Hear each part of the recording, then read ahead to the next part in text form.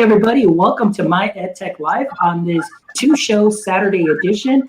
Thank you guys for joining us here today. And today we've got a wonderful show. Today is just going to be an informal kind of coffee chat. Just, several of us that are here, actually all of us that are here, have applied to be Google Innovators. So we applied for VIA 20, and so we just decided to go ahead and just have an informal coffee chat, kind of talk about our experiences through the application process, maybe some of the barriers that we saw, some of the things that, we might have gone through in putting our application together, videos and so on, and just to help inspire other future GEIs that are out there that are wanting to apply maybe for next year. So I want to thank all of the guests that are joining us here today, and any questions and comments are definitely welcome. So guys, thank you so much for joining us. We've got New Jersey in the house, we've got LA, we've got Ohio, we've got Texas here, and we've got India. All right, and Angela, where are we at, Angela? Chicago. So we've got Chicago in the house. So thank you guys for being here. And so let's just go ahead and kind of talk, just kind of a little bit of just round table. And we'll go ahead and start off with Becky. Becky's joining us from LA, and just some of the questions that we had put in the Google form is just talk to us a little bit about what inspired you to apply, maybe some of the stumbling blocks that you might have faced during your application process, share your how might we statement, and maybe give some advice to some future GEI applicants. Yeah, definitely. So the biggest inspiration for me to apply was it's actually the silver lining of the whole pandemic. When the pandemic hit, we were totally thrown off with what was happening. And then it was asking teachers to completely change their practice. And through all of that, I realized I have one of two choices here. I can either embrace this and make the most of it, or I can resist and continue to resist until I finally have to give in and go with the plan that everyone else comes up with. So I went the route of, I want to be part of the change. And I quickly jumped on board with getting my Google certifications, Google trainer. I ended up training the district that I'm in. I'm in a smaller district. And I've been supporting in that way. I then got involved with the global GEG, Google Education Group, and was encouraged to apply for Innovator. I had thought about it initially, and I was like, it's not the right time. And then I started seeing the work that was coming out of past innovators and the changes that they were making in education. I realized if I really want to be a change maker, I need to get involved, and what better time than right now. So that was my biggest reason for joining Innovator, was because I wanted to be part of the change. When it comes to stumbling blocks, honestly, it was coming up with my challenge. I had a million challenges, everything from our teachers need this to this to this, but then nothing was really hitting home.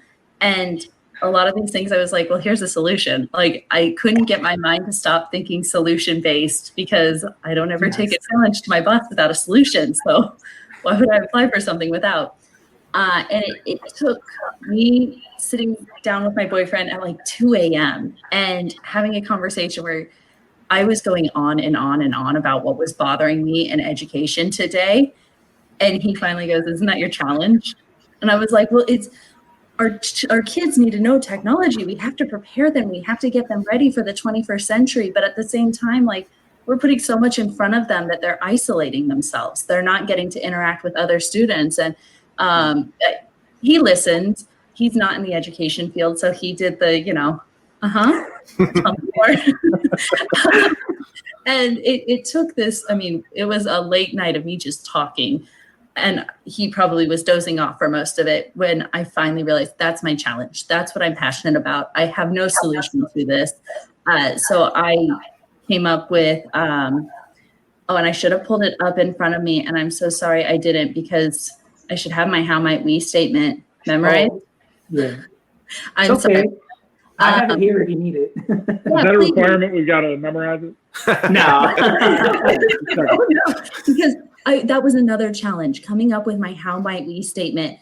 And the reason I don't have it memorized, I could tell you my whole challenge, is because I revised that stinking thing like 500,000 times. And then I kept sending it to more people. So lesson for anyone applying for Innovator, do not just send someone your how might we statement. You need to give them backstory. I think you might, sorry, Oh, go ahead. Becky, I think you might need to pull it up because for some reason it's not showing up on my form. It might have been because of that error that I had when you filled out the form, but. Yeah, to touch on what you're saying, Becky, I can't agree with you more. Like, I took the application online, put it all in a Google Doc, and I got as many eyeballs on it as I could, just to give me insight on my how might we, how can I, try this word might go better than that word. And that made a huge difference from, I'd say, from applying this year from last year, where I maybe only had 1 or 2 people look at it. Yeah, I had like a similar thing happen when I did the same exact thing, Joe.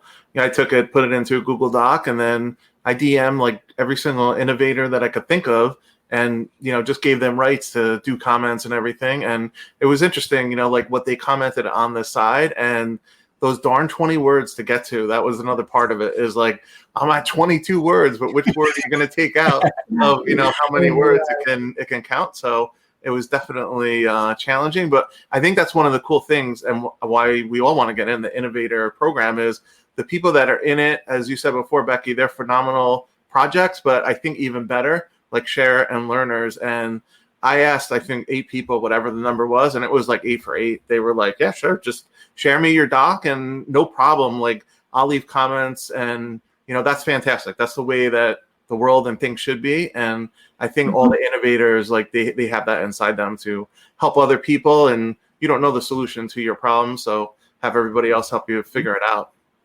Yeah. So, Becky, you got your statement? I found it, yes. Okay. My statement was, how might we prepare students' technological skills required for their future while preventing self-isolation? It is a mouthful. And like I said, I initially just sent my how might we statement off to all these past innovators to get input. And then it changed 5,000 times to the point where I got it back and I was like, that's not my challenge. So if you are applying in the future, don't just send someone your how might we statement. They need the whole, they need the backstory, they need the challenge, because although they were incredibly helpful, it changed too much. So then I went back to everyone. And fortunately, every past innovator was beyond helpful. And I was like, okay, let's go through it all together. And then reworded my how might we statement to fit my challenge. And it kept sounding negative. And I don't want a challenge that sounds incredibly negative. So instead I focused on the prepare. Like, we want to prepare students, but there are downsides to this as well. So I will say, do reach out to other innovators, open yourself up. Don't be shy about it. I've posted all over Twitter. I've posted my how might we statement. I've posted my video. I'm not an actress, nor am I great with memorizing lines. And I'm not a video editor. I'm fortunate that my boyfriend could help me a lot with video editing, but I realized after talking to enough innovators, if you want to be part of this and you want to make change, you need to put yourself out there. You need to be vulnerable, and you need to be open to criticism. And I have had people criticize and say, like, this isn't a challenge you can solve. And I'm okay with that, because that makes me want to solve it even more. So it's been a much longer journey, a lot of very late nights, waiting for next week. I don't know if I'll sleep. Oh my goodness, yeah. I don't know if any of us are going to sleep. We're all just going to be on Twitter, like having a freak out on a nightly basis. It's been a fun journey. Oh, that's awesome, Becky. I really appreciate you taking the time to be here and sharing, your journey. And I think a lot of things that, like Bruce was saying, and Joe and all of us can relate to, is just being able to put yourself out there. And sometimes that's not very easy at all, because you don't know these people. You know what they do, but I mean, you're really opening yourself up to that. And sometimes that can be very, very difficult. But I think in anything, this is a learning experience, and just really going out there. And like Bruce was saying, just everybody connecting with one another, helping each other out. And kind of that's the way that it should be. And if we can do that, I think, a lot of, like you said, being part of the change, there would be a significant change. As it is, there is a lot of change, but we may not see it, at least at our level or maybe in our area, but there is change going. And if we can get more people on board and to do those things and collaborate, definitely that change will take place. But that's really awesome, Becky. I really appreciate you being here and taking the time out of your day to share this. And that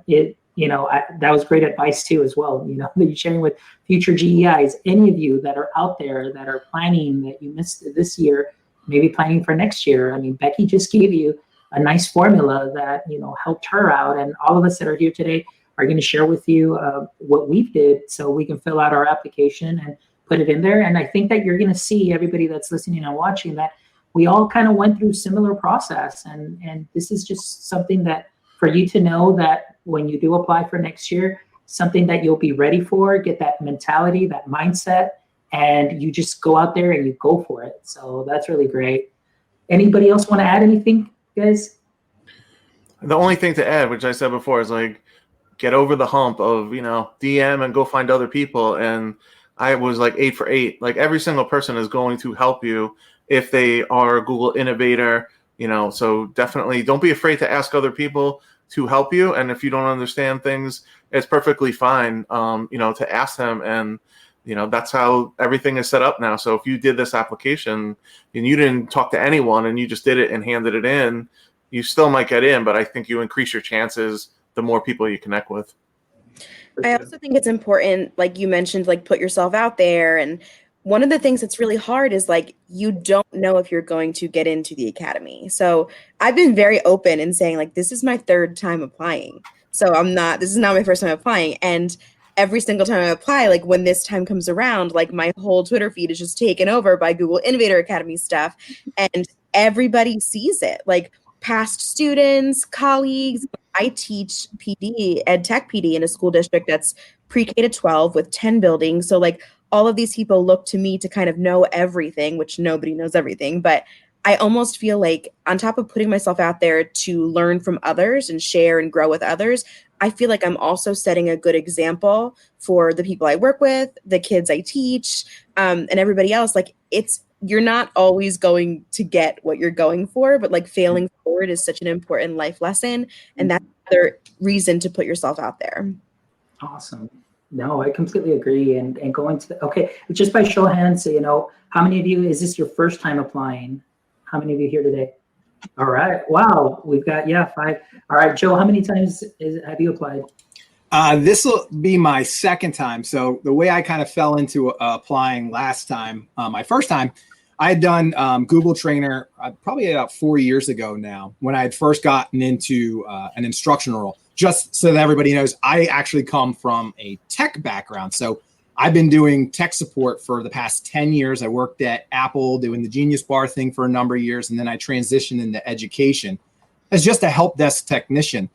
And when I was at my first school, I just fell in love. The minute school started and the kids started coming in and giving me high fives in the hallways, I was like, wow, this is where I want to be for the rest of my life. So at that moment, I went, wow, a lot of these teachers have all this amazing technology, but they really don't know what to do with it. And I know all this stuff about technology, so maybe we can kind of get together and combine what they know about education, what I know about technology, and kind of come up with some really cool ideas that we can bring into the classroom and into the schools. And after doing that for a few years, I transitioned and I became an instructional coach for technology. So with doing that, my coworker, Kara Flubman, Miss EduTech on Twitter, shout out to her. We both applied last year for Innovator, and she actually got in for NYC 19.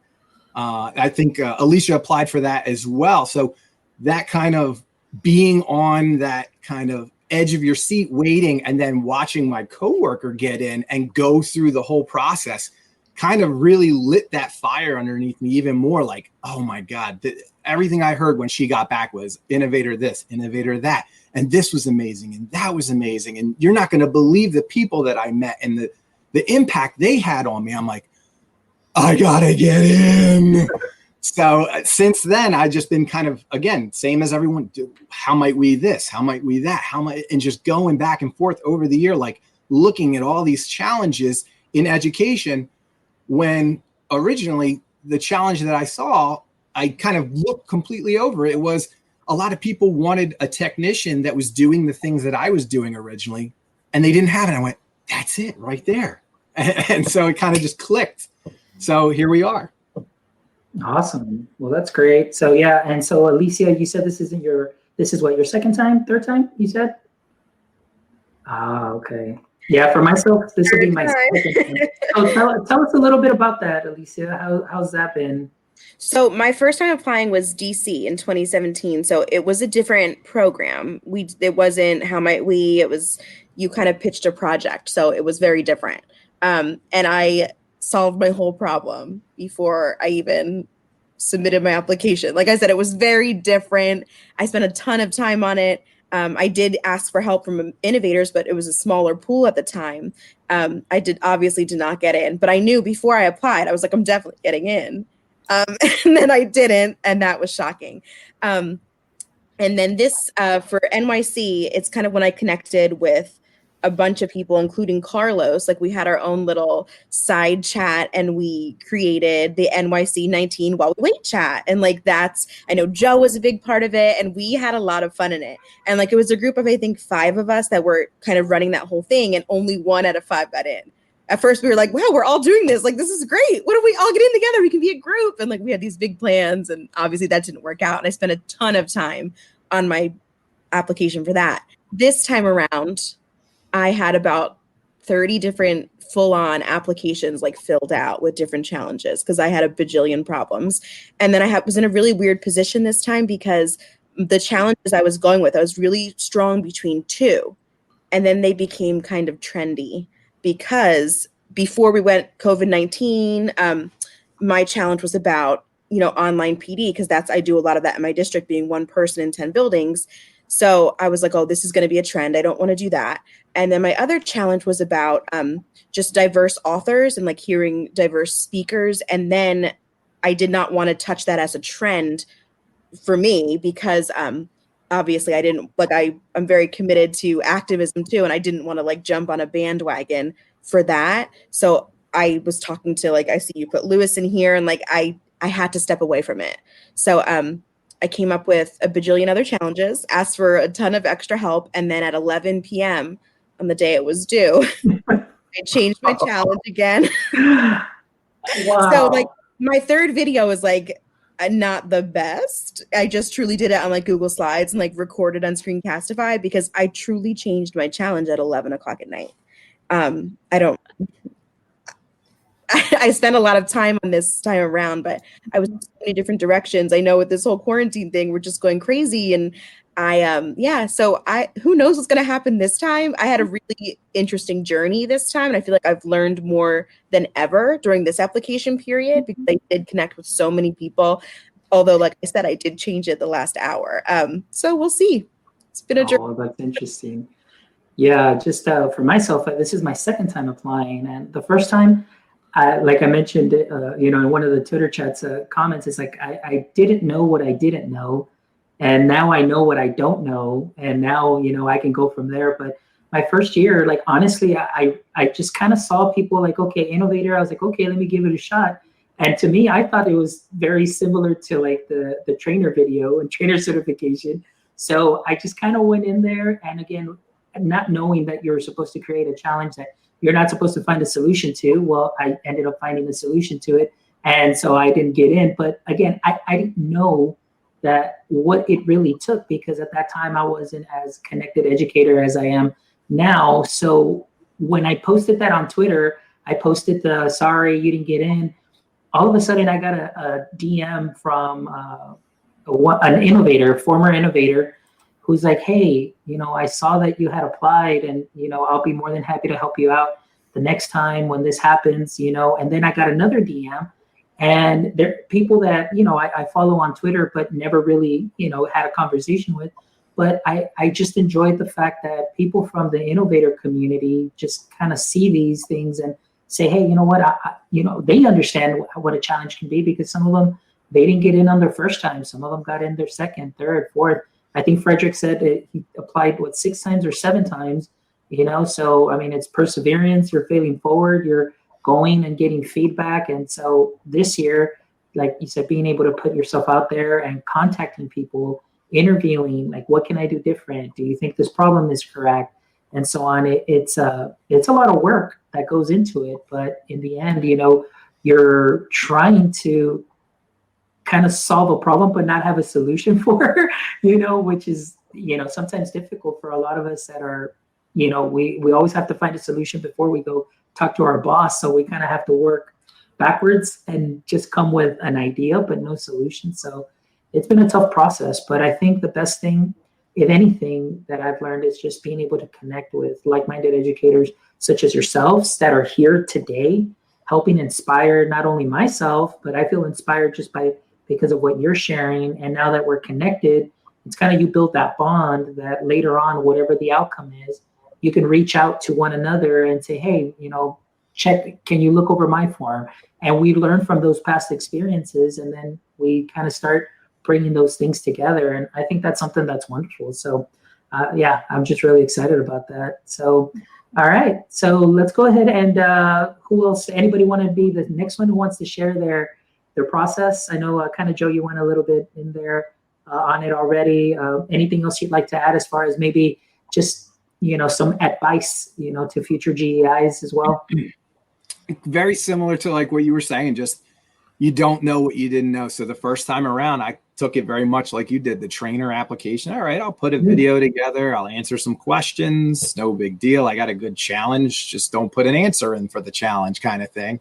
I didn't really look at any of the webinars that happened ahead of time that were provided to kind of walk you through the process of coming up with your how might we and coming up with your challenge and interviewing, all those things that were available to help that you just didn't know about. So I totally agree with you on that. You don't know what you don't know. So after going through it that first time, this time I checked out the webinars and they were popping on.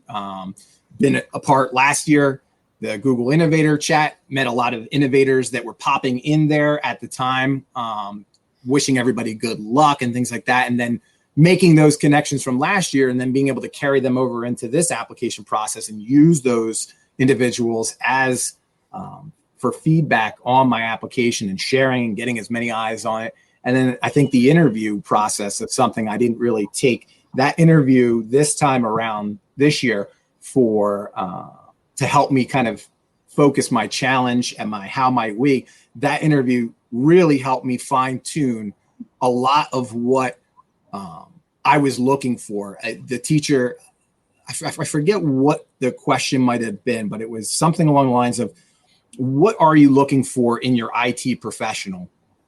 And the one word that she said, the few words that she said was, I want someone that works alongside me, not for me, not works in the same building. I want someone that works alongside me and my students. And I went, wow, that is it right there. So many IT professionals just pop in and out, fix it when you're not there, and you don't really have that relationship or bond with them.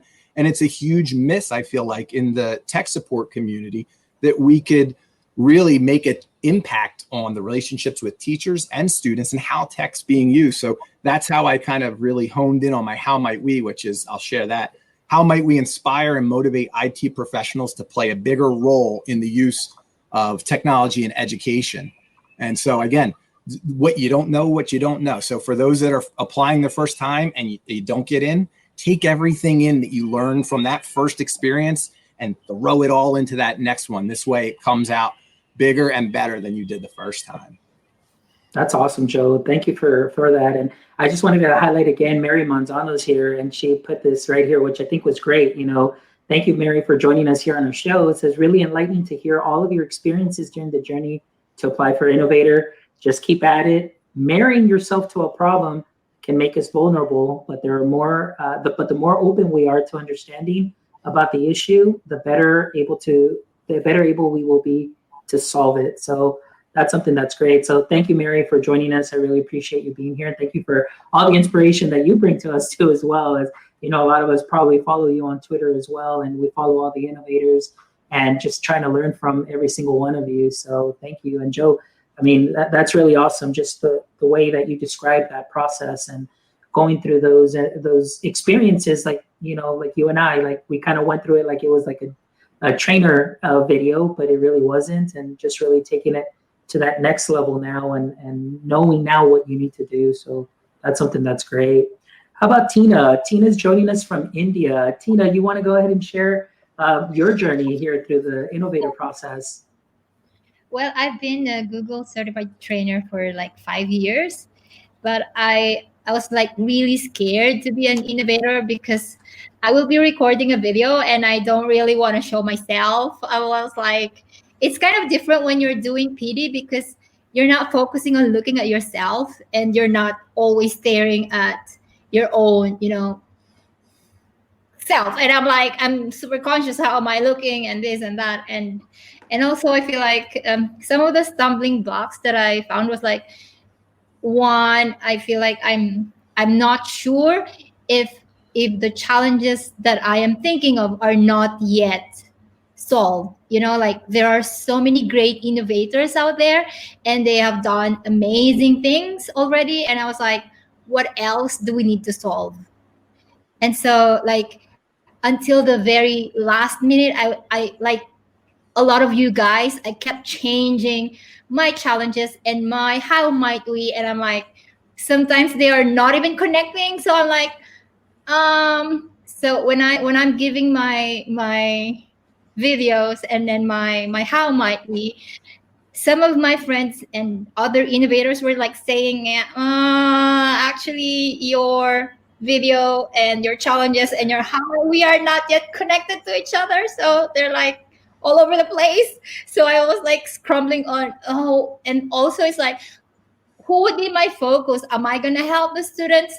Am I going to help the parents? Am I going to help the leadership team or educators? I was like, who do I really want to focus on? Because it's like, all of us, we want to help the educational system, like in general, but it's like we need to focus on who our intended audience will be, like who is our priority.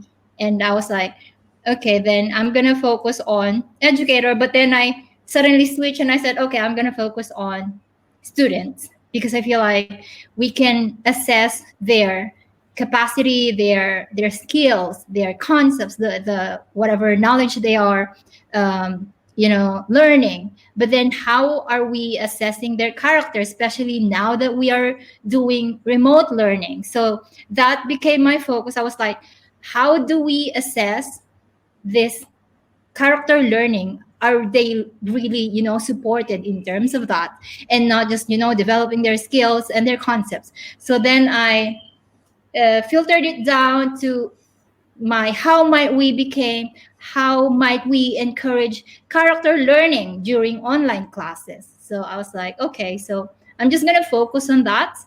And that became my how might we.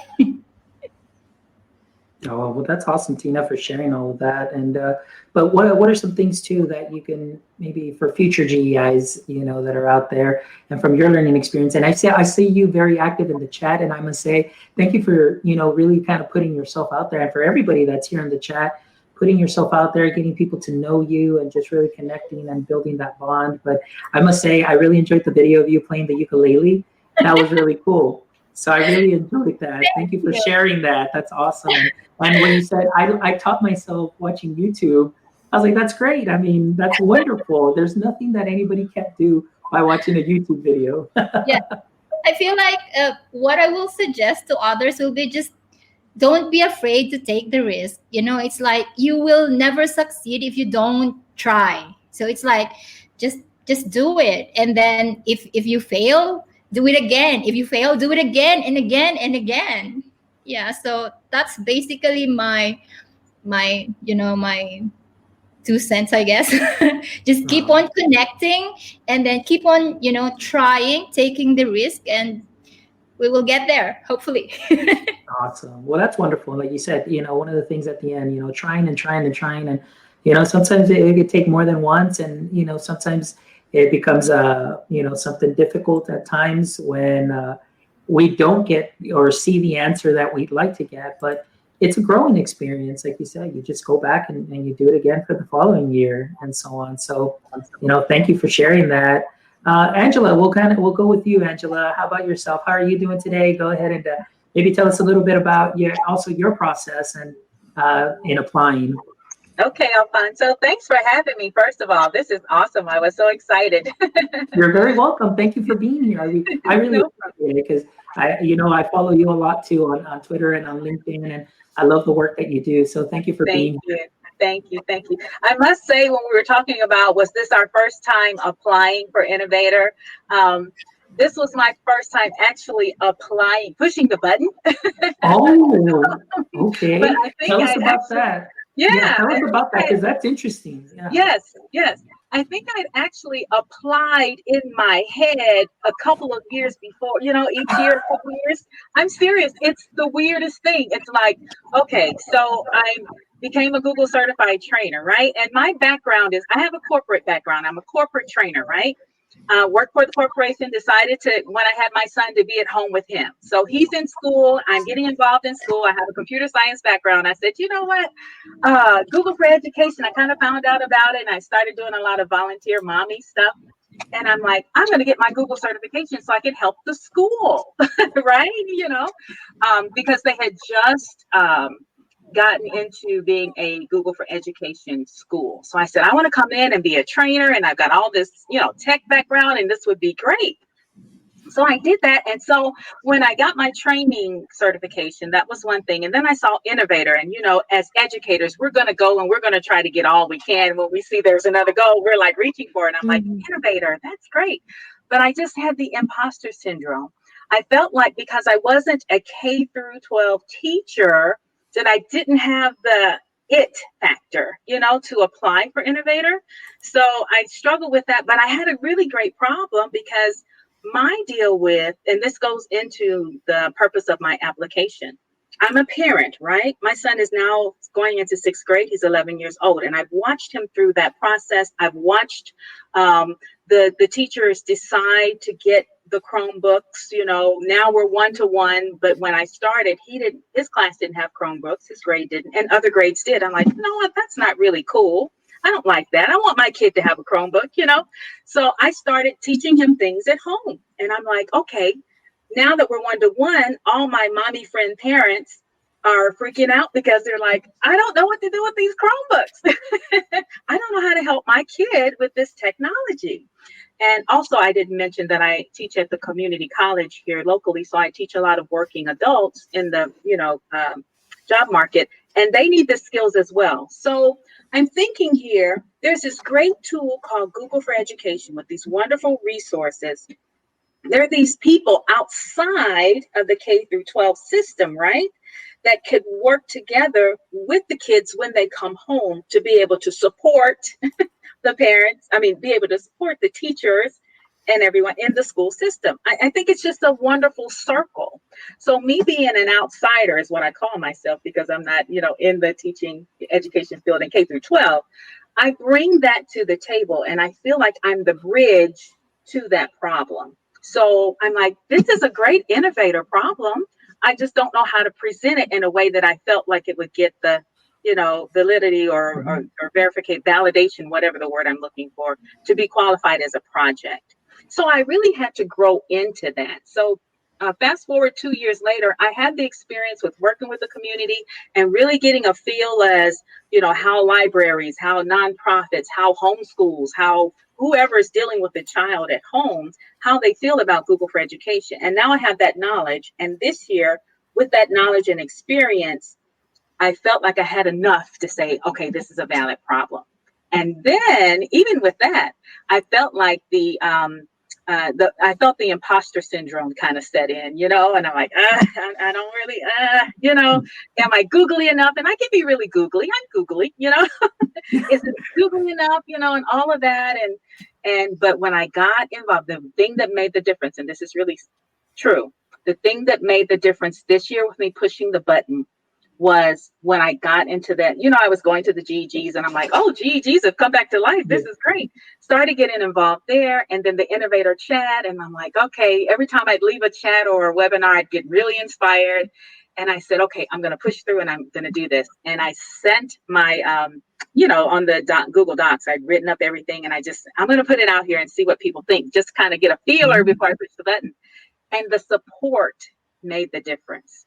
Not only, and this is what really got me, I said, I want to be in that group because it was the support from the innovators that had the knowledge, right, and the expertise, but it was also the support from my colleagues, my competitors, I'd say, right? In the corporate world, you say a competition, don't show up what you got. I'm like, why would I put my stuff out there? Someone might steal my idea. I'm like, duh, this is different. So that really made a statement to me. And it said that it's almost like everybody wanted me to win. Everybody wanted to give feedback. Everybody wanted to, kind of participate in me in this process. And I'm like, you know what? That said something in and of itself. And I said, there's no better group I'd want to be a part of than people that are going to help you. And they're applying themselves, right? And they're giving you feedback. I'm like, that is just incredible. So I was really moved by that. And that was what encouraged me to push the button. Man, that is amazing. So, guys, she mentioned something here, imposter syndrome. That is a real thing. It really is. And I don't know, just the way that you experience that, like you said, maybe in your head, you had already applied several times, and then you're there to push the button, and you just stop yourself because, am I good enough?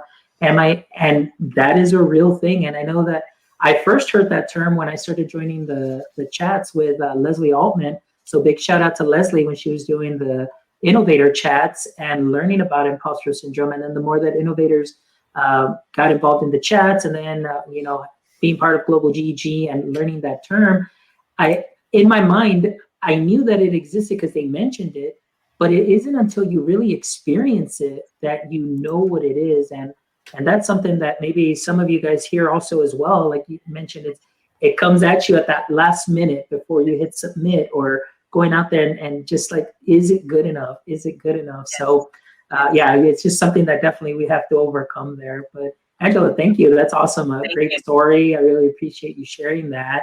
Let's go with Casey also. Casey, I know you've been a little quiet there because we're kind of taking turns, but thank you for being here on our show today and just really just putting yourself out there and just sharing, your experience through this application process. So tell us a little bit about yourself and where you're from for our audience members that may just be joining. Absolutely. Thank you very much for having me. Everybody else, I think I'm trying to step outside my comfort zone here a little bit. So first time I've ever done anything like this. So thanks for taking it easy on the newbie. I am from Canton, Ohio. You're good. And I am principal at Jackson Memorial Middle School. I guess my big why for jumping in on the Google Innovator route is that I always pictured myself when I was a teacher as being a very innovative teacher. I'm going into my fourth year as a building principal, sixth year as an administrator, and I feel like I have tried in a lot of ways to be a problem solver on the back end. And I want to continually try to lead from the front and try to put myself out there, because I'm not asking teachers to do that. I need to be able to and be willing to do that myself. So that I know that's probably varies a little bit from the answer that I put on the form and those types of things. But just in really thinking about it, that's where I'm at right now.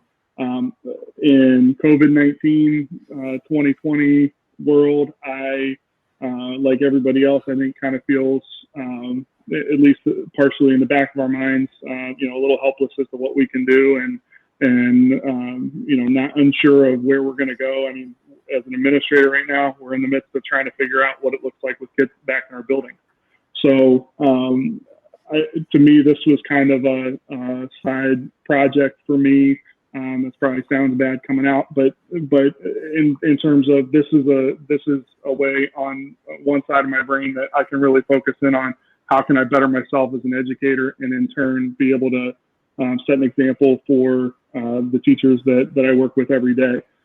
I take a lot from them, and so I'm trying to find a way to again inspire change, try to lead from the front, and try to move forward as an educator. As far as my how might we question, it's how might we enable students to have their voice heard in a meaningful way. As a middle school principal, so many times I've got kids in my office that I'm having tough conversations with, and a lot of times I'll ask them, what do you want to do when you're done with school? What do you want to do?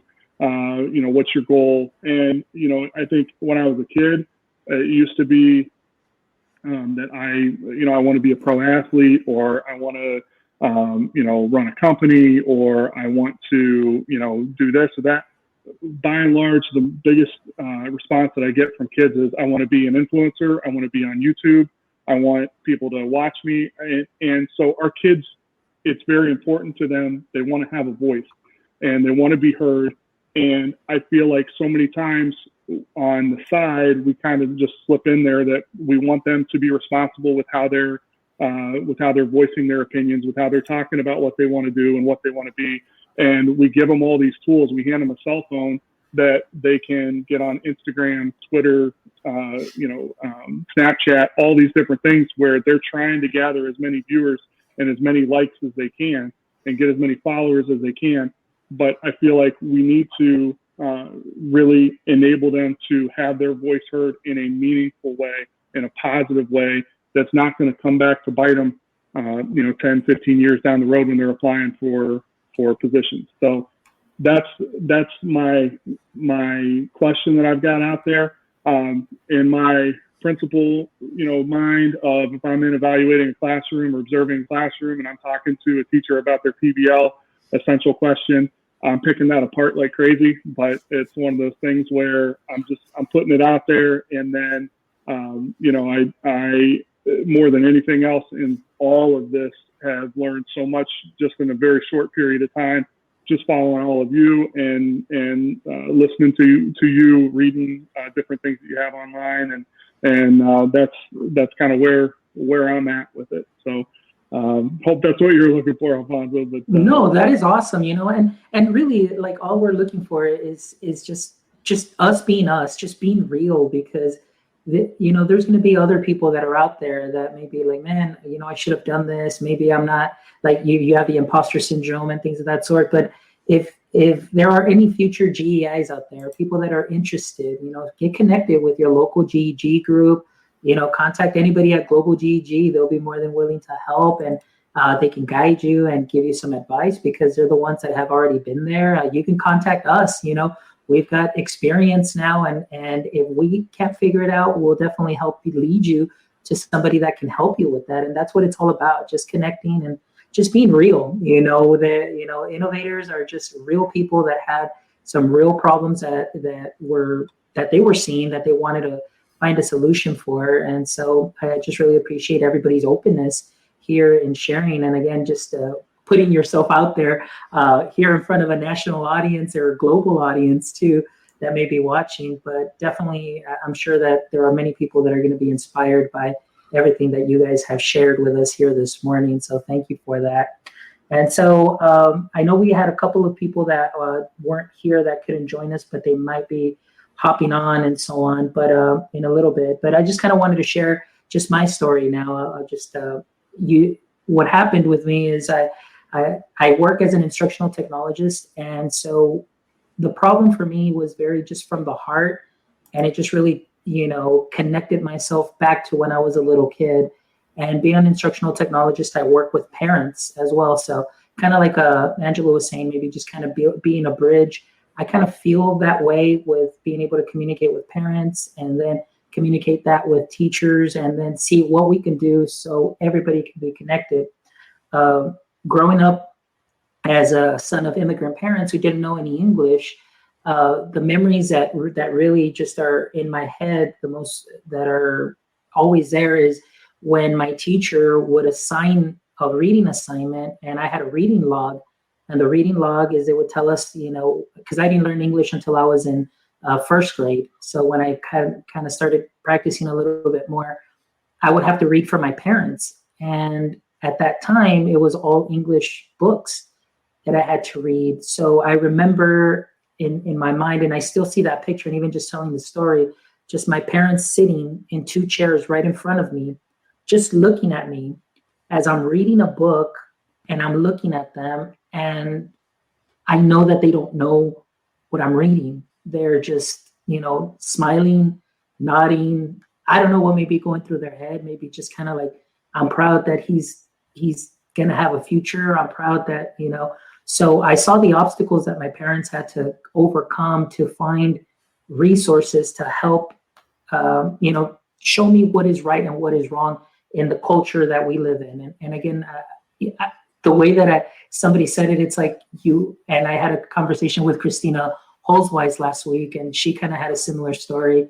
She's saying like we are our parents' American dream, because she had a similar story. So it's kind of like in that sense. So growing up, I started feeling like I was better than my parents because I knew English, and I would be just a terrible kid. Being an only child, I felt very empowered, and I was like, I know everything, you know nothing, because I know the language. So going back to those memories to where I am now and working with parents that are trying to look for resources to help their students, or their children, I should say, dealing with digital citizenship. We live in a connected era where cell phones, you've got social media, TikToks, Instagrams, all of those things that parents may not know what their child may be doing. And because those parents that I work with are Spanish speaking parents, and so their concern is, I would get calls, Mr. Mendoza, I need to find resources that I can understand so I can teach my children what is correct, digital citizenship, how not to put out information, how, protect their digital footprint, because I don't want them to lose out on scholarships, or I don't want them, to be on, one day they may get a scholarship and then a tweet comes out or a picture comes out and then they lose all of that. And so my how might we statement just kind of reminded me of where I was at and seeing now that problem through a different lens, but it's still the same problem now in a digital age. So my how might we statement is, how might we make digital citizenship resources more accessible for non-native speaking parents to help protect their children's digital footprint? So that's my how might we statement, based on kind of a little bit of my background and what I see, and now what I see today. So imposter syndrome was real, because even when I had the application filled out, I was hesitant to submit. I was like, I felt kind of like what Angela was stating. And so I finally just went ahead and did it. And I know some of you might have seen that video that I put up, just me recording myself, just having submitted and just really sharing as kind of like, I felt like I kind of overcame that little obstacle of really putting myself out there. And it was just as an encouragement to others that may be feeling the same way, or, for whoever it is that needed to hear that, you just really need to put out yourself out there. And I think that's been a common message that we've seen or heard, just losing that fear, putting yourself out there, and really just making those connections. So my advice for people that are going to be applying in the future is really just go for it. Go for it. Don't second guess yourself, because every single one of you has more than you may think that you have to offer. Every single one of you has something special that you can bring to the table and to any table, and just really make something great happen. And just as a collective, we don't all have the answers, but as a group, like Better Together, we can all find some amazing answers and more than one way to find a solution to a problem. So really just put yourself out there, contact people at Global GEGs and in your local GEG, DM innovators, ask them, hey, do you have 5 minutes to meet with me, or just to read my application, my problem statement? And I would really want to thank some of the members from Global GEG that helped me through my process and gave me some great feedback, and I definitely value that. And so it's just been a great experience for me, and a learning experience, going like what Joe and I were talking about earlier, not knowing what I didn't know, and now knowing what I didn't know makes a big difference when you do that application process. So yeah, so that's kind of my kind of story here as far as this year applying for VIA 20.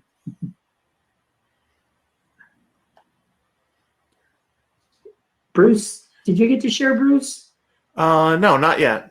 All right. So, okay, let's go ahead and go with Bruce then. I mean, first of all, I just want to thank everybody for being here. And, one phrase that you used before, Alfonso, like, it isn't really PLN, PLF of personal learning family, because we thought of this idea 2 days ago. We put it out there and DM'd everybody. And now 2 days later, we're meeting with everybody online here, which is amazing. And, obviously it's a numbers game, everyone's not going to get in, but I think we're still all going to benefit from getting to know each other and also just keep, growing our network. For me, applying, a big part of it, honestly, was that I don't have to go anyplace. Like some of these places, as exciting as they sound, to go to other parts of the world, or I'm even close to New York City, to go into New York City for 3 days and pay for the hotel and travel and everything else. One of the things appealing to me with the VIA 20 was I could just be at home and I could do, the whole thing online, and everybody is remote learning now. So that was like really appealing to me, and also not to be away, from my family for a long time, to kind of be at home and I could do the whole thing online. And that kind of sparked me a little bit. I had been interested in it before, but I was always like, even though it sounds appealing to go to Australia or go to here or go to there, just the reality of it, if you did get it, to go travel, to those different places.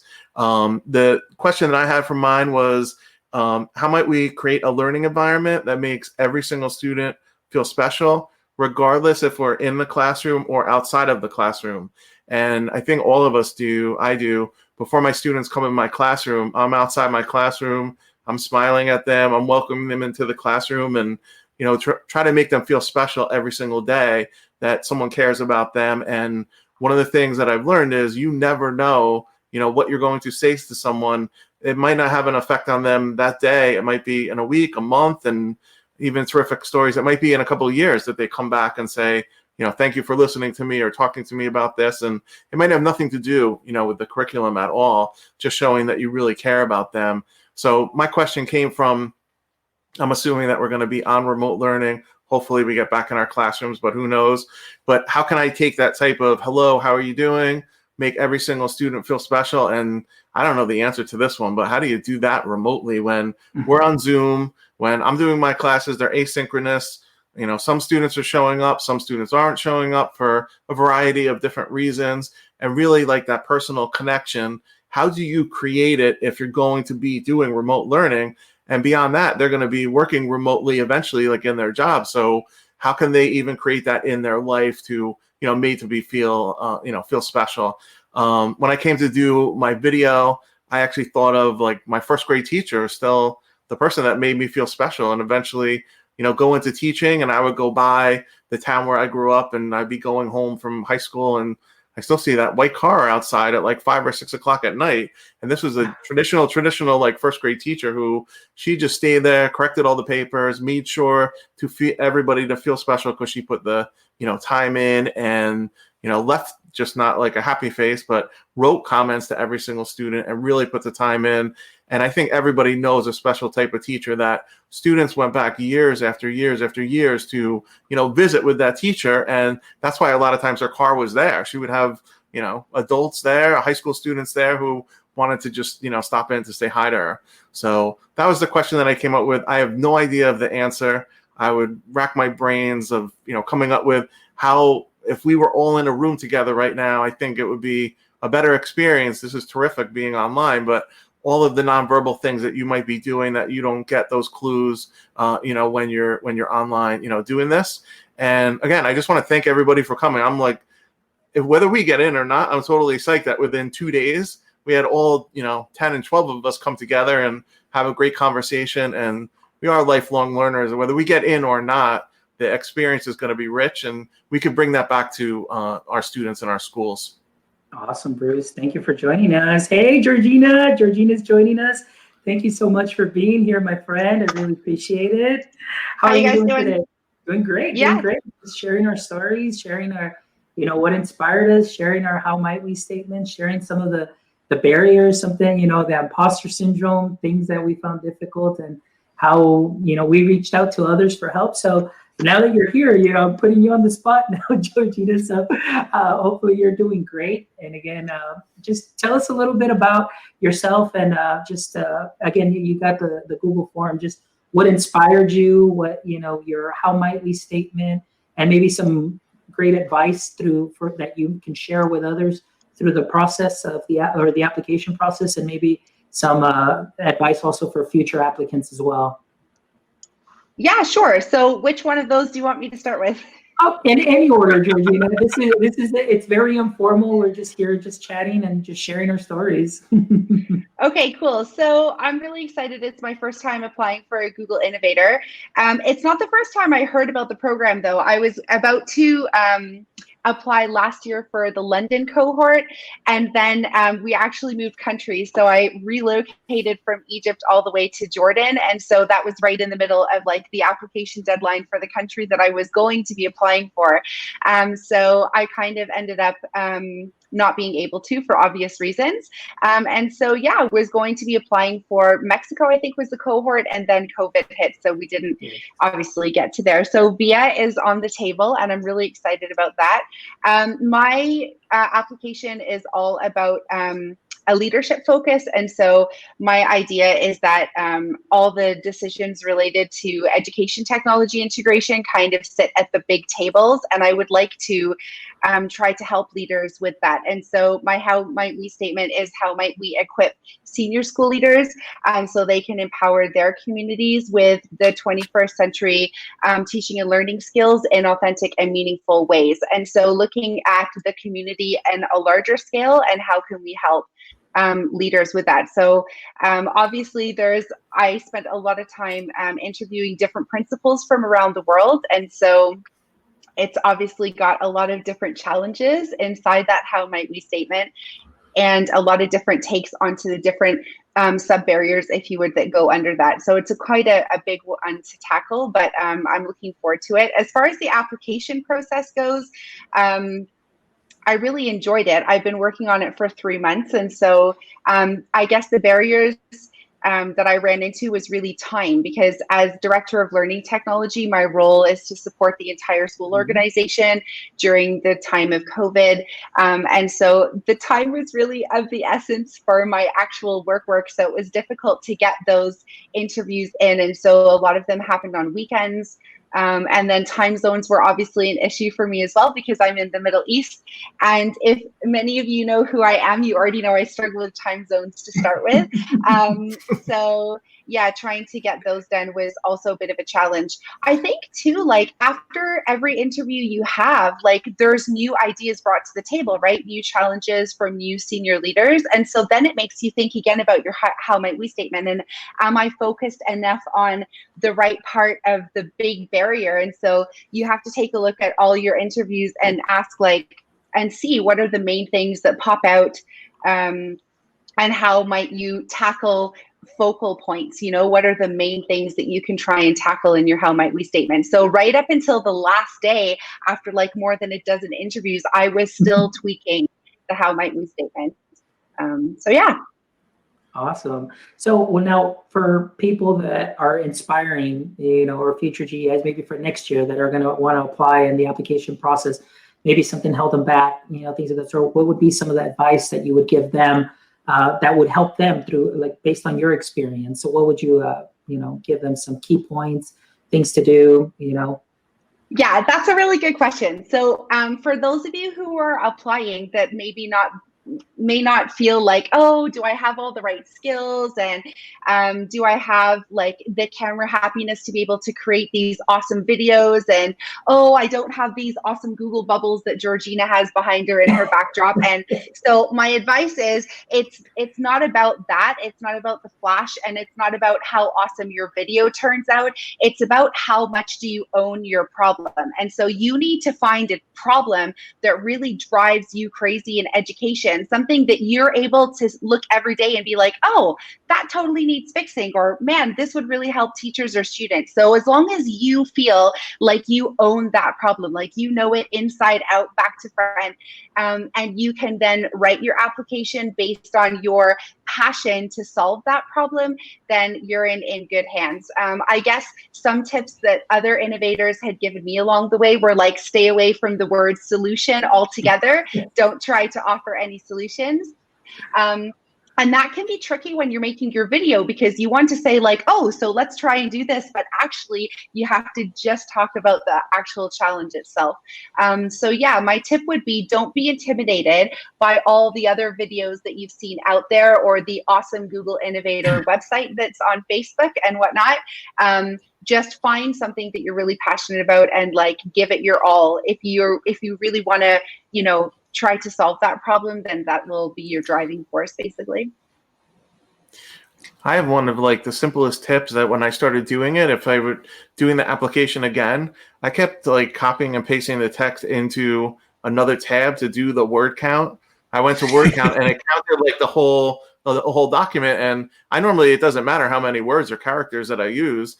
And then my 19-year-old daughter is like, if you just like highlight it, it will tell you the number of words that are in like the word count.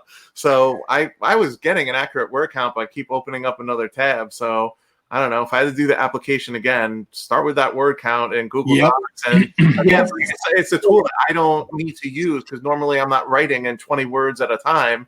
But yeah, it was pretty cool. You highlight it, it tells you that exact number of words and the whole thing. And believe me, that's not the biggest deal in the world, but if I were doing it over again, I wouldn't keep opening up that tab to another site, copying and pasting back and forth to tell me how many words I was using. Or also like check that checkbox so like you permanently see the words up while you're typing. It's funny, like I remember saying in a webinar, and this is something that stuck out to me. They were saying like, yeah, the word count is frustrating because you have a lot to say, but it also helps with communication because like I have a theater background. So I find I can be very wordy. And I think having to limit it, just even Innovator Academy aside, like helps me kind of work on my own communication. Yes. So it's an interesting exercise. Yes, I agree. It sure was. That word count was my favorite tool. And then of course, checking for spelling and grammar and making sure that everything's there. And by the way, guys, I wanted to let you know too, big shout out to Georgina because I sent her my application too, and she gave me some great feedback that I did use. And so Georgina, I know that I haven't had a chance to actually see you or tweet you or anything, but now that you're here, I want to thank you. And because it shows what this community is about. I mean, to be able to reach out to somebody, and even if they're at like, I think Angela had mentioned something too, like, well, they're my competition or do this or do that. But, for me to be able to do that and put myself out there, it's like, I want to see and what others are doing, because you may find that you're sharing this with somebody that you see like, hey, this person, they've got these qualities that, what kind of feedback can they give me to better my application? So I really want to thank you, Georgina, for that. That was really awesome of you. And also to Stephanie, to Luis, and to Toby, Doncaster, and to everybody else, Pedro Aparicio also as well from Mexico. All you guys, thank you, because I know that somewhere along the line, we've communicated our forms with some of those innovators. So we definitely need to shoot them out a message and thank them personally, whether we're in or not. The fact that they took their time to give us some constructive feedback and to learn from them, that is something that's definitely awesome. So thank you guys for everything that you've done. Can I ask you guys how you answered a question? I'm sorry? There was a question that was new this time, this cohort, that I like. It was a simple question. Joe, you're smiling and laughing. I feel like maybe you know what I'm talking about. It was the question Carlos asked last night in our future innovator chat. It was a new question this year. Yep. It was like, what G Suite feature do you will come out and in 5 years you won't be able to live without it? You should share it. I spent time on that. I feel like I spent a lot of time on it. You know what I thought of, which I could totally see, that Google Classroom 5 years from now will be all AI and will be all virtual. So we'll actually be in a classroom with our students remotely, and like Google Classroom 2025 is going to be like, if you don't have that, then you're not going to be in the classroom with kids, because AI, VR, all that good stuff is totally like trending. And I could see it just, click a button and then virtually, like, we would all be in the same room. We are in the same room now, but like with headsets, and how cool would that? Have your Chromebook, and also don't forget your headset today, because we're all going to be in the same room. That's awesome. Anybody else want to share what they put for that? Yeah, I went. You want to go, Alicia? Go for it. Georgina, who was it? I think it was baby me, but yeah, no, I wanted to say, first of all, thanks to Fonzie for the shout out, but that's totally cool. And I also wanted to say to Bruce that I'm all over that AR VR thing. So when we were talking to product teams to feedback for like the Adobe products, we're always like, hey, look at the LMSs, there's Google Classroom and there's Canvas and there's all this stuff out there, and you need to put that into VR. And so I think that is coming, Bruce. I think you're onto something, so shout out to you. And then I also wanted to say, like, big shout out to the PLNs. So I think if I remember correctly, that my very first person I asked about my How Might We statement was Stephanie Rothstein. I think there was like a group of people that I sent my Twitter chat to. Oh, there she is. And yeah, and I think she was the very first one to like talk me through it. And I remember being very frustrated because I was like, well, I have a solution for these problems. And she was like, she had to remind me, well, you may have these solutions, but they're not out there in all these schools. And so therefore they still exist. And we need to think about why they're not working. And therefore, how do we create new How Might We statements that could support further development for better solutions? And so shout out to her. And basically the point of PLN. And there were people that also helped me with my application, Fonzie, when I submitted mine through the Google Innovator chat. And so I sent the link, yeah. And so shout out to Lisa Everett if she's on the call. Speaking many languages, grammar was obviously not my forte. So she was like, no comma, full stop here. And I was like, I speak English. It's my first language. What's going on? But yeah, totally. So I definitely think that, you know, you should not be afraid to share and let other people help you, just like you said earlier, Fonzie, because if it wasn't for the PLN, then maybe I'd have submitted an application that didn't actually read well. So you never know, right? And then for the AI comment, I wanted to say that I also had AI in my feature, but mine was a little bit, you know, on the line, I guess you could say. I was pushing it a little bit. And I was thinking that we would have a feature where, you know, an AI feature as well. But at the end, I had stated that the trick will be to teach AI not to impose. And so we want to make sure that as much as VR and AR and AI are here, that they still, you know, that there's lines. And so how do we keep that balance and that personal space, I guess, if you would. So yeah, I think too, like the community is amazing, regardless if we get in or not. That I totally believe the saying of like the smartest person in the room is the room. And again, whether we get in or not, like we're in the room. You know, I had 10 people read my applications, all these different people who they're already innovators, and they're telling me, they're like, if you don't get in, you don't get in, that it doesn't, the sun's going to, you know, come up tomorrow and everything.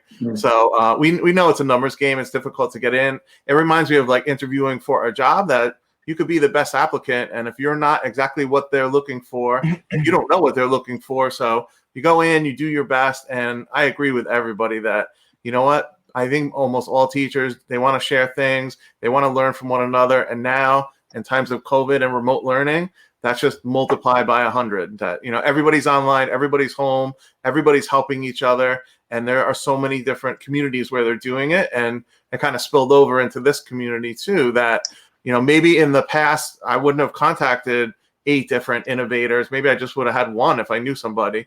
But here, because we've been online for months and months and months, and whether Twitter, Facebook, you're connecting with people, even you haven't met them face to face, it doesn't matter. They're still going to help you, and they're just going to help you because it's the right thing to do. There's nothing in it for them besides just, you know, doing the right thing. Well, you guys went real big with that feature. Mine is simple. I just want a record button when you hit insert audio on slides. That's all I want. No, I kind of went along those lines, Joe. I went again, you know, I said, you know, I want audio comments in Google Docs, Google Slides, but I also want the record feature where you can record yourself without having to use any additional extensions. Everything is already built in, and you know, students can, you know, do screen records for their teachers, and, you know, vice versa, without having any other extensions or those freemium extensions that will allow you to put comments in there, but then 30 days are up, you got to pay. So that's one of the features that I had suggested. If you go to Clay Codes, I think, who is an innovator, if you just look up, I think it's claycodes.com, he has a bunch of extensions, and he just came out with an extension 2 weeks ago, which I think is going to be a game changer. Yeah. You download the extension, and then it puts a camera right into Inside. Google Slides, and you embed the video right in it. And it's interesting, what you were saying, Joe, because I'm like, man, could you do like an audio one too? Because like sometimes I just want to put in audio. I might not want to put in video. Just a quick something. Yeah. You're right. Tons of third-party things like Cami and different ones have that. When you use Vocal all the time to get audio in, and it's like you got to record, download it, upload it. I just want, when I go insert audio, record, and just boom, it saves the audio file to Drive. It adds it into the slide, and we're done. See, you guys went like practical. Like, wouldn't it be great to see the student and the teacher the same time in Google Classroom instead of logging in on another account? See, I went a little bit out there, but I get it. That's the I was pretty practical too. I did.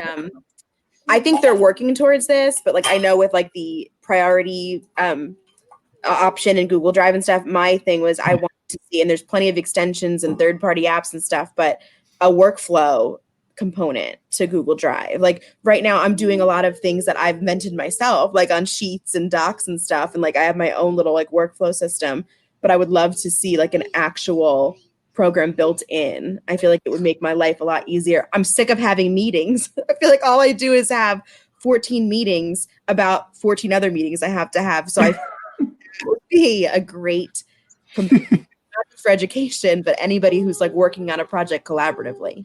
You know what? That would be a great problem for an application. There you go. Maybe after me in 2021. How about yourself, Casey? I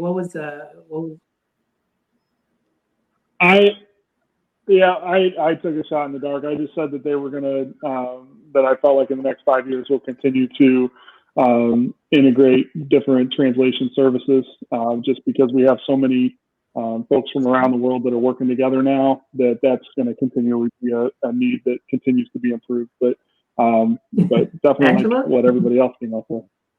I went practical as well. I suggested a whole overhaul of that appointment calendar feature.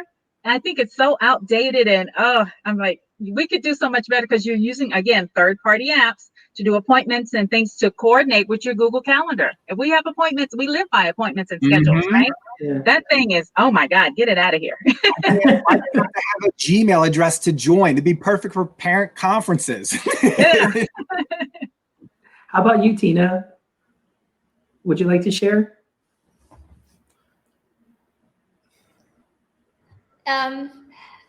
I feel like I really need to thank a few people. First is like my line manager. She's gonna be my line manager like in a few months' time, like a few weeks from now, because she's also an innovator. Her name is Sandra Chow, and I sent her my video, and then she was giving me loads and loads of feedback and telling me that, okay, you can refine this. Maybe you can focus on like what you really want to demonstrate and what your audience would be. I mean, you're like trying to solve problems for educators and for admin and for students. So you have to choose one. So the more that you were like trying to web out on all those things, it's going to be too complicated, and you're like, who do you want to help, really? So it was really, really impactful for me. And also I would like to thank my student, one of my senior students. He was the one who took my video, and he was so patient. It was like, because I'm finding it difficult to talk, and I was like, I'm getting out of my script. And he was like, he was coaching me. He was telling me like, Miss, have a little bit of enthusiasm. You look so tired. You look like you're not motivated to do this.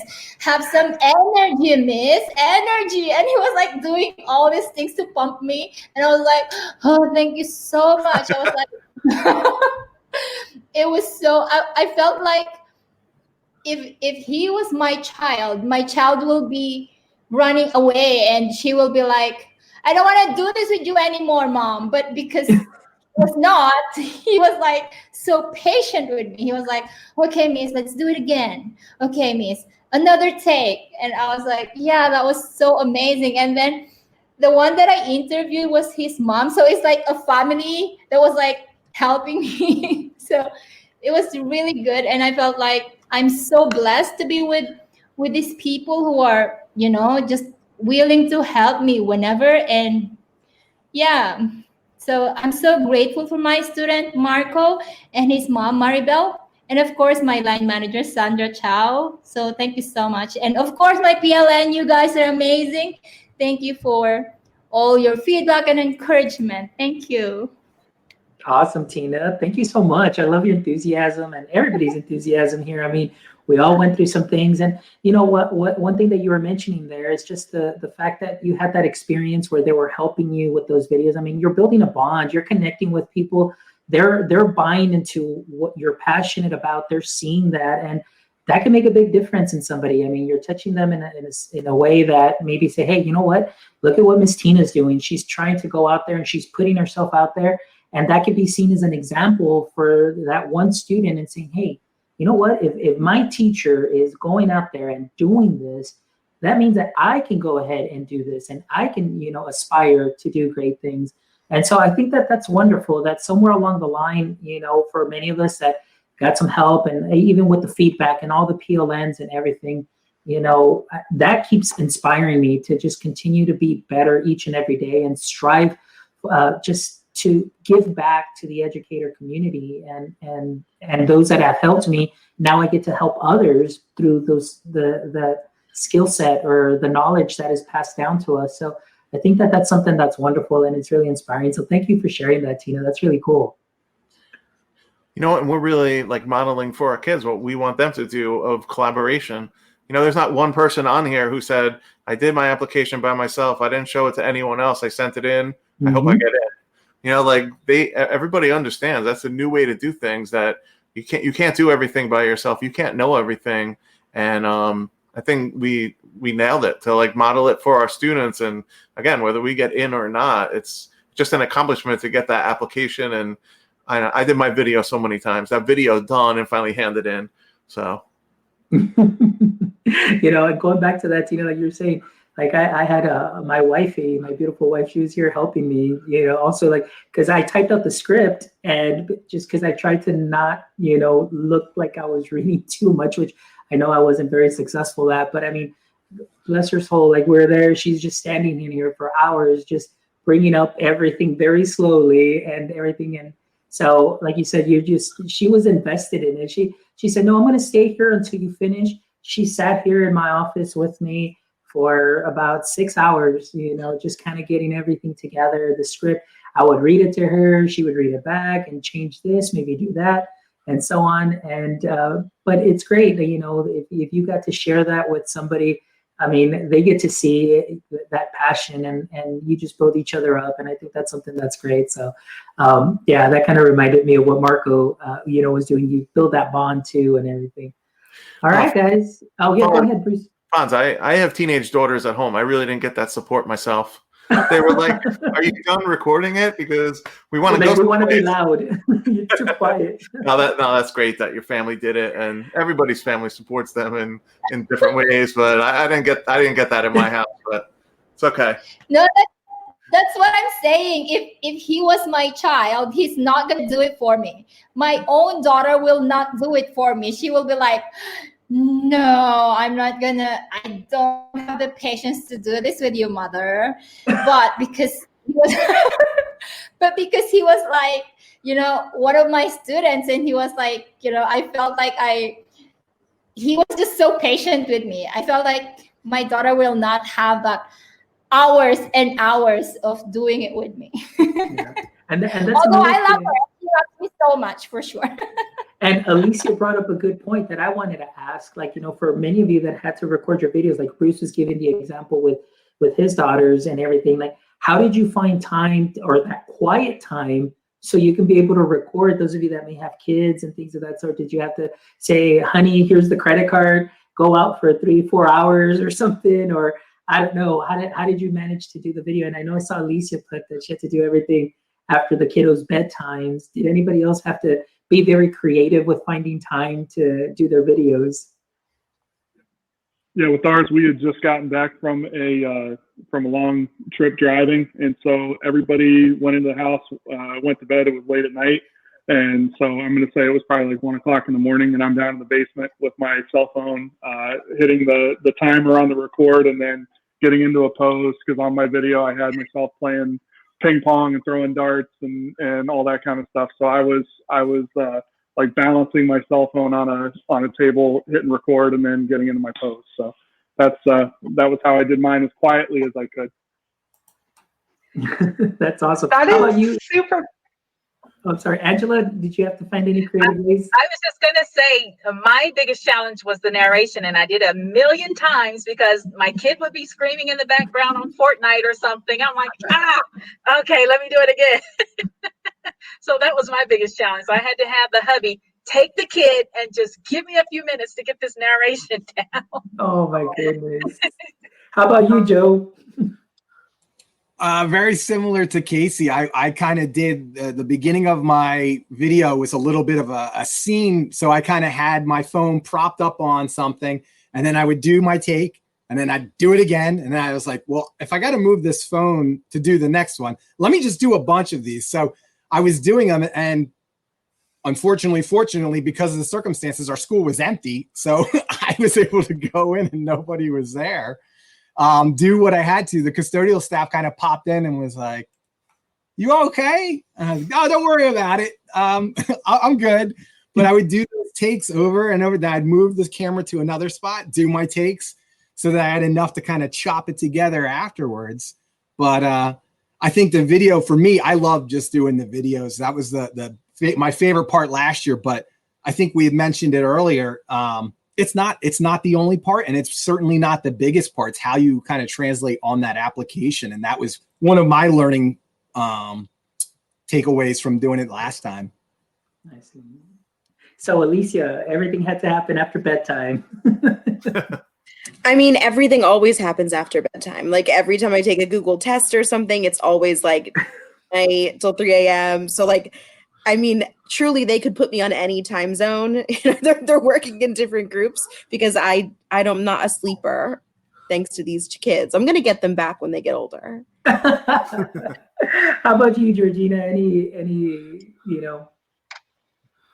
So for the video, I love working with video, as many of you may know already. So video is pretty cool, but I had like resource issues. So let's talk about things like time. And so with a lot of different things going on, time is one, but also little things like string. I couldn't find string for these Google balls behind me, believe it or not. So finding the Google balls, no problem, believe it or not, in the Middle East, but finding string to attach them to your ceiling, that is another issue. So we had to improvise, and it was my husband's idea. Thank God he's there. So he decided just use sellotape. So it's all hanging by sellotape. They're just like paper Chinese lanterns, so they're not super heavy. But what I liked about it is that it actually gives them, therefore, the like transparent look as well. So it kind of looks like they're hanging in limbo a bit, as long as the sunlight doesn't get on them. But yeah, so it was little things like that. And then because I waited until the last interview to record my video, so I had to do a lot of editing. So that was time consuming, was then like the editing and putting it all together. So I would definitely say, for those of you who want to record your video, if you have the chance to record it before the due date by like at least a week, then you have a chance to do edits, send a cut for review, and then get it back and do some more edits. So yeah. Cool. Awesome.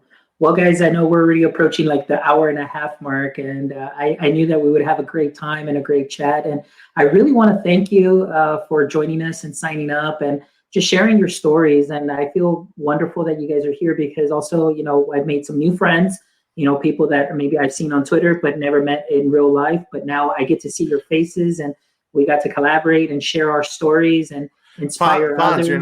You're not going to tell us all to look under our chair and one person is going to pull out the winning ticket? It's like a surprise for them. Right. It's a surprise for that. Everybody, hey.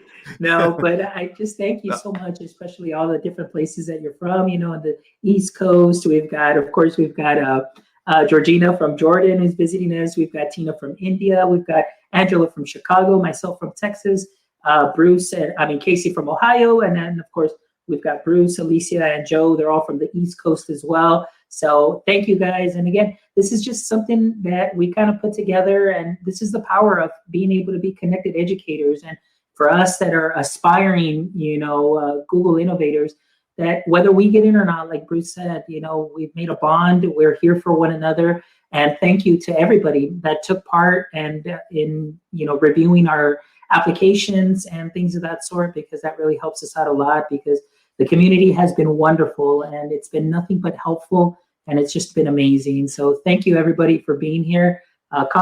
Bruce, were you going to add something there? I was just going to say thank you to you, because how to keep all these boxes together. And I've been on your show. I do enjoy your show, and the same thing with everyone, just your like calmness of go to this person, go to that person, keep it all together. So no, it was great. I learned a lot, and it's nice to see everybody in person instead of just their name on a little Twitter line. So it was cool. Awesome. Well, thank you, everybody. And those of you that are watching us, thank you so much for making us part of your day. And any future applicants for next year, look us up. We've gotten that experience. We've learned maybe a time or two or three, or maybe you never know, but we're always here to help and always reaching out. Be part of a PLF, or I call it my professional learning family, because I really do feel that everybody that I come in contact with now becomes part of my family, as far as, just making that connection. So thank you everybody for watching us today. There will be a podcast. This same show will be up on Anchor a little bit later today, but you can also review it here on YouTube. So give us a like on the YouTube channel.